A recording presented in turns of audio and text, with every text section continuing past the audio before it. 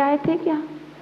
आगम कहता है कि अगर कोई तुमसे पूछता है कैसे हो मित्र, अगर आप अंदर से अच्छे नहीं हो, आपने कह दिया ठीक है, ये भी मायाचारी हो गई। जब सूक्ष्मता से देखो तो ये भी मायाचारी, अंदर से दुखी हो और बाहर से हंस रहे हो, दिखाने के लिए हंस रहे हो और अंदर से आप बड़े पीड़ित हो, ये भी मायाचारी हो गई। लेकिन फिर भी क्या, कभी गौर करो, चिंतन करो, अगर हमें अपने जीवन को कुछ बनाना है तो इस मायाचारी को छोड़ना पड़ेगा। ऐसे ऐसे लोग जो हमारा यूपी में सन 2002 में चातुर्मास हुआ, 3 में, जहाँ की सुनंदन श्री माता जी हैं, उनकी नगर में चातुर्मास हुआ।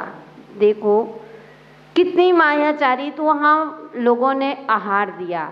एक भैया थे, युवा थे, और रोज उनको आदत अच्छी उनकी थी कि वो आहार दे करके ही अपने शॉप में जाते थे। पहले हमारा सब माताजियों का आहार तो सबके साथ 2-2, 3-3 जने ऐसे जुड़ जाते हैं, तो व्यवस्था की सब माताजी का निरंतराय आहार हो। घर घर में चौके लगते थे, एक दूसरे के साथ चले जाते। तो एक दिन मैं मेरे साथ गए, मैंने पूछा आलू प्याज, बोले माताजी मेरा त्याग है, जब तक आप यहाँ हो जब तक मेरा आलू प्याज का त्याग, रात्रि भोजन का त्याग। मैंने कहा बहुत अच्छा। अब जब उसने कह दिया जब तक आप यहाँ हो जब तक हमारा आलू प्याज का गुरु माँ त्याग है, अब हम रोज क्यों पूछेंगे? अब उसका नियम था, डेली मेरा आहार कराने जाता था, अंतराय वगैरह भी होते थे। पहले माताजी मेरे साथ नहीं जाते थे, तो हम हमारे साथ डेली आहार कराने गया। हमने एक भी दिन, बस पहले दिन पूछ लिया, इसके बाद मैंने नहीं पूछा। दूसरे व्यक्ति आए मेरे पास, बोले माँ आप ऋषि के लिए रोज आहार लेते हो, ऋषि नाम था उनका, आप रोज आहार लेते हो और आलू प्याज का त्याग नहीं कराते हो, ओ आपने हमको 4 महीने के लिए। तो मैंने कहा ऋषि ने तो वैसे ही त्याग कर दिया था। बोले नहीं माँ, ऋषि समोसे खाता है। मैंने कही गलत, हमको तो नहीं है विश्वास। बोले खाता है माता जी, आपको हम कैसे विश्वास दिलाएं? तो मैंने कहा, उसने कहा था कि माता जी जब तक आप यहाँ हो जब तक के लिए हमारा आलू प्याज का त्याग है, अब कैसे खाएगा? चलो कोई बात नहीं। अब जैसे दूसरे दिन शौच क्रिया के लिए जा रहे थे, सभी लोग साथ में चल रहे थे कमंडल लेकर के, तो ऋषि आ गए। मैंने ऋषि से पूछा कि उनकी क्यों बेटा, तुमने नियम लिया था ना? पहले मैंने पूछा तुम आलू प्याज खाते हो? बोले हाँ माता जी खाता हूँ। हमने कही रोज आहार देते हो, वो तुम आलू प्याज खाते हो? बोले हाँ। तो मैंने कहा तुमने नियम लिया था ना? तो बोले हाँ लिया था। हमने कही क्या नियम लिया था, आप बताओ। तो बोले कि मैंने यही तो नियम लिया था कि जब तक आप यहाँ हो। हमने कहा तुमने कहा था कि जब तक आप यहाँ हो जब तक। तो माता जी मैंने चौके के लिए कहा था, जब तक आप चौके में हो जब तक के लिए थे।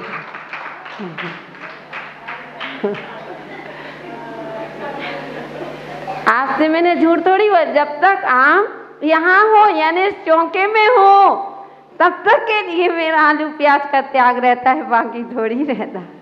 ये नहीं मायाचारी बंधु, इसको कहते हैं छल कपट। वह भी अज्ञानता में, ऐसा नहीं था, बहुत अच्छे व्यक्ति थे, बहुत समर्पण था, फिर उसने त्याग कर दिया था। हम लोग 7 महीने रुके, लेकिन उसने 1 साल के लिए फिर आलू प्याज का त्याग किया। बहुत अच्छा था, धर्मात्मा था, मंदिर भी जाते थे आदि। लेकिन अज्ञानतावश में ये बताना चाहती हूँ, उसकी भी अज्ञानता, लेकिन हम कहेंगे ये होती है मायाचारी। शुद्धि बुलाते हैं, शुद्धि बोलो चौके में, माता जी मन शुद्धि, वचन शुद्धि, काय की शुद्धि, आहार जल शुद्धि। क्या बोल दिया? मन की शुद्धि, मन शुद्धि, वचन शुद्धि, काय की शुद्धि। अब हम काय की शुद्धि, इसलिए भैया फिर से बोलो, मन शुद्धि, वचन शुद्धि, काय शुद्धि, आहार। काय की शुद्धि नहीं बोला है अब, जब तुम्हारे पहले ही क्या, इसलिए नहीं। ऐसी शुद्धि मत बोलो, वंदना ऐसी करो कि बंध ना हो। भगवान की आराधना ऐसी करना कि कम से कम अगर कर्मों की निर्जना नहीं हो सकती है तो कर्मों का बंध ना हो। वंदना ऐसी करना। और बंधु जैसे मायाचारी, खैर कोई बात नहीं, हमने बताया ना, यहाँ से तुमने मन शुद्धि, वचन शुद्धि, काय शुद्धि, आहार जल शुद्ध है। साधु तो आपकी शुद्धि बुलाता है। अब ये पाप और पुण्य तुम्हारे ऊपर है। यहाँ अंधा कानून है, मैंने बताया, वहाँ अंधा कानून नहीं है। यहाँ तुम बच सकते हो और वैसा फल मिलेगा, क्योंकि जैसी स्तुति होती है वैसी स्थिति रहती है। जैसी हमारी स्तुति होती है वैसी ही हमारी स्थिति रहा करती है। इसलिए जब आपकी स्तुति में ही मायाचारी चल रही है तो भवबात्माओं आपकी स्थिति कैसे सुधरेगी? 3 काल में भी सुधरने वाली नहीं है। अगर आपको अपनी स्थिति सुधारना है तो छल कपट और से रहित होकर के भगवान की आराधना करो। जितना मन लग रहा है उतना अध्ययन, किताब खुली है, मन लग नहीं रहा, बैठे हैं, झपका ले रहे हैं, सो रहे हैं। अरे कितनी मायाचारी चल रही है। लोग देखेंगे कि तुम पढ़ रहे हो बड़े अच्छे से बड़ा, लेकिन आपका मन कहीं और घूम रहा है। यही तो मायाचारी है, कोई दूसरी थोड़ी है कि कोई अलग से मायाचारी का और कोई नाम है। नहीं, भवबात्माओं यही हमारी मायाचारी है। और यह माया हमेशा त्रियंच गति की यात्रा कराती है। त्रियंच गति में एक इंद्रिय वृक्ष बनना पड़ता है। गुरु से मायाचारी करोगे, कहते हैं मित्र से झूठ, गुरु से छल, मित्र से चोरी, कहो निर्धन कहो कोढ़ी। अगर गुरु से मायाचारी करोगे तो बंधुओं कोढ़ी बनना पड़ता है या निर्धन बनना पड़ता है। इसलिए कभी मित्र से चोरी नहीं और गुरु से कभी झूठ नहीं। और जीवन में 3 चीजें, 3 से कभी झूठ तो बोलना ही मत। एक तो झूठ कभी बोलना ही नहीं चाहिए, लेकिन 3 से तो कभी जीवन में झूठ नहीं बोलना। एक तो कभी माता पिता से झूठ मत बोलना, दूसरा कभी गुरु से झूठ मत बोलना और तीसरा कभी डॉक्टर से झूठ मत बोलना। क्योंकि माता पिता से झूठ बोलोगे कभी विश्वास के पात्र नहीं बन पाओगे। डॉक्टर से झूठ बोलोगे कभी तुम्हारा इलाज नहीं हो पाएगा। और गुरु से झूठ बोलोगे तो जीवन में कभी प्रायश्चित नहीं हो पाएगा। इसलिए बंधुओं, हम उस पाप को धोने के लिए इस जैन कुल में हमने जन्म लिया है। कितना पुण्य था, कितना पूर्व में पुण्य किया होगा कि हमें जैन कुल में जन्म लिया और जैन कुल में आकर के प्रभु का दर्शन मिल रहा है। इससे बड़ा पुण्य और क्या चाहते हैं? और तो क्या, प्रभु के साथ साथ संतों का समागम भी आपको मिल रहा है और उन्हीं संतों को तुम ठग लो। ठगने से कोई वो नहीं कि पैसे ऐसे, उनसे क्या ठगोगे, उनके पास है क्या। लेकिन बंधुओं, आजकल लोग सबसे ज्यादा मायाचारी करते हैं तो धर्म क्षेत्र में आके मायाचारी, बाहर इतनी नहीं जितनी धर्म में होगी।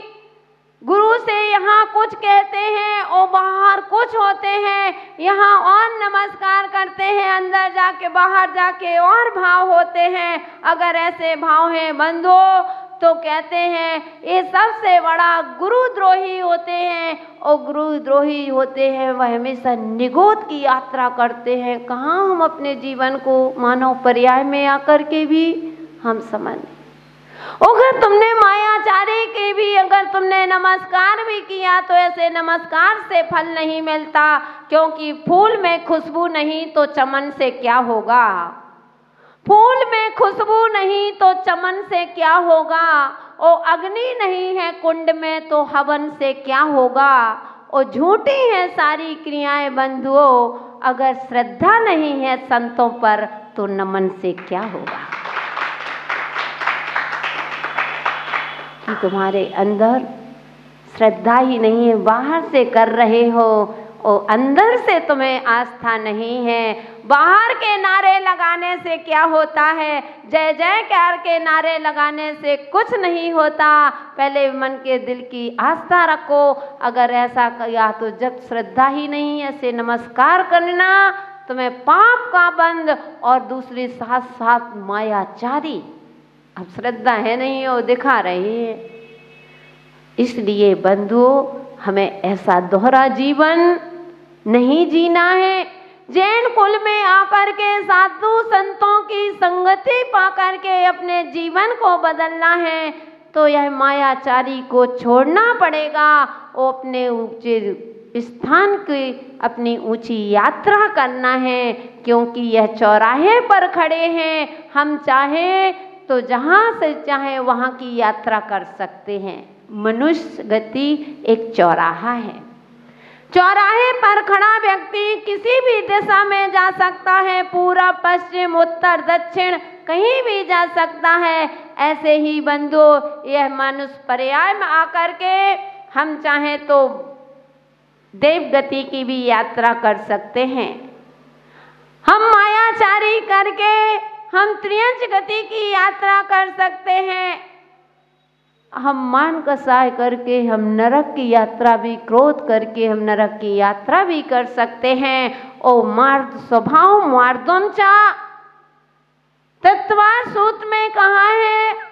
उमा स्वामी आचार्य कह रहे हैं कि अपने स्वभाव में रहोगे तो मनुष्य गति की यात्रा भी करोगे। जितने सरल बनोगे उतने ही तुम मनुष्य गति की प्राप्ति होगी। इसलिए बंधुओं हम उस चौराहे पर खड़े हैं, उस चौराहे पर इन कसायों का त्याग करेंगे और हमें मनुष्य गति और देव गति की यात्रा करनी है। नरक गति और त्रियंच गति की यात्रा से हमको बचना है। ना हमें को क्रोध करना, ना हमको मान करना और ना हमको मायाचारी करना।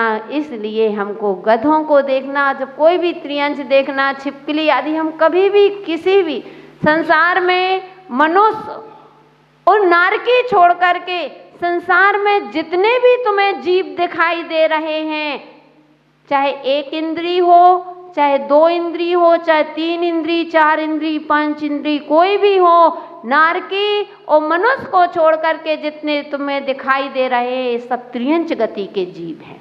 मालूम है ना? वृक्ष कौन सी इंद्री है? एक इंद्री। कौन सी गति का जीव है? त्रियंच गति। क्योंकि देव हमको दिखाई नहीं देते, नारकी यहाँ आ नहीं सकते, और मनुष्य को छोड़ करके जितने भी प्राणी हैं वह सब त्रियंच गति के हैं। जल कौन सी गति का जीव है? त्रियंच गति। अग्नि कौन सी गति का जीव है? त्रियंच गति। वृक्ष कौन सी गति का जीव है? त्रियंच गति। छिपकली कौन सी गति का जीव है? त्रियंच गति। जितने भी बिच्छू, कीड़े मकोड़े, चींटी आदि जो भी होते हैं ये सब कौन से गति के जीव हैं? त्रियंच गति। कितनी बार अपन अनंतों बार इस ऐसे कीड़े मकोड़े बने होंगे, अनंत अनंत मायाचारी करके उस त्रियंच की यात्रा। लेकिन इतना पुण्य था कि मनुष्य पर्याय मिले, और मनुष्य पर्याय के साथ साथ जैन कुल मिला, जो सबसे श्रेष्ठ जैन कुल होता है उस जैन कुल में जन्म लेकर के उस चिंतामणि भगवान पारसनाथ भगवान के दर्शन हो रहे हैं, वो गुरुओं का सानिध्य तो आप अपने आप मिलता है। हमने कहा था दुबड़ी जंक्शन है, जंक्शन की विशेषता होती है, कोई भी गाड़ी आए चाहे वह एक्सप्रेस हो कोई सी भी हो, हम तो ज़्यादा जानते नहीं हैं ना, हम ज़्यादा ट्रेन में बैठे अपनी लाइफ में एक बार बैठे होंगे। पहले गाँव वहाँ जहाँ थे वहाँ ट्रेनें नहीं चलती थी, और इस मार्ग में निकले 1 साल में दीक्षा हो गई, तो ट्रेन में ना ट्रेन में बैठे ना प्लेन में बैठे। यानी कहते हैं कि जंक्शन की विशेषता होती है, हर गाड़ी कोई भी गाड़ी होगी ट्रेन होती है उस स्थान पर रुकती ही रुकती है, रुकना ही पड़ता है।